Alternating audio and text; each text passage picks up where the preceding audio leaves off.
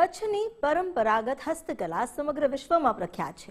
માત્ર ગુજરાતમાં જ નહીં પરંતુ ભારતભરમાં તેમજ વૈશ્વિક સ્તરે કચ્છની હસ્તકલાની આગવી ઓળખ છે। ત્યારે ગુજરાત ફર્સ્ટની ટીમ ભુજના જુરા ગામે પહોંચી જ્યાં એક પરિવાર કોપર બેલ બનાવવાના કામ સાથે જોડાયેલો છે।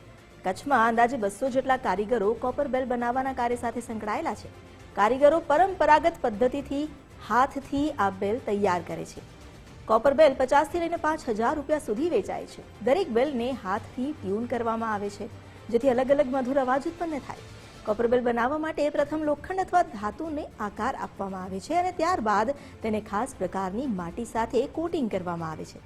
બાદમાં ભઠ્ઠીમાં શેકવાની પ્રક્રિયા થાય છે જેના કારણે બેલમાં એક આગવો અવાજ અને મજબૂતી આવે છે। એક સમયે ગાય ભેંસ અને ઊંટના ગળામાં ઓળખ માટે આ બેલ બાંધવામાં આવતી।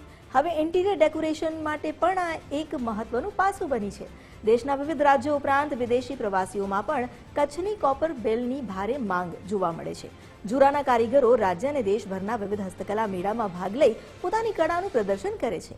પરંપરા અને આધુનિકતાનો સુંદર સમન્વય બની રહેલ કચ્છની કોપર બેલ કળા આજે સ્થાનિક કારીગરો માટે રોજગારીનું મહત્વપૂર્ણ સાધન બની છે। કચ્છની સાંસ્કૃતિક ઓળખને નવી ઊંચાઈ મળી રહી છે।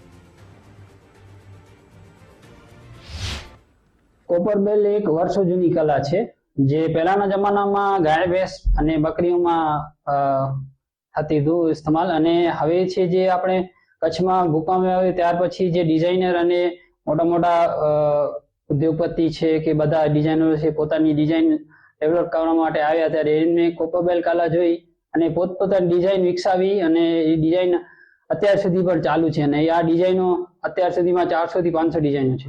મને નથી મળેલો પણ મારા પપ્પા ને મારા અંકલ છે તેમને સ્ટેટ એવોર્ડ મળેલું છે। કોપર બેલની જે રેન્જ હોય છે તે 50 થી કરીને 5000 સુધી હોય છે।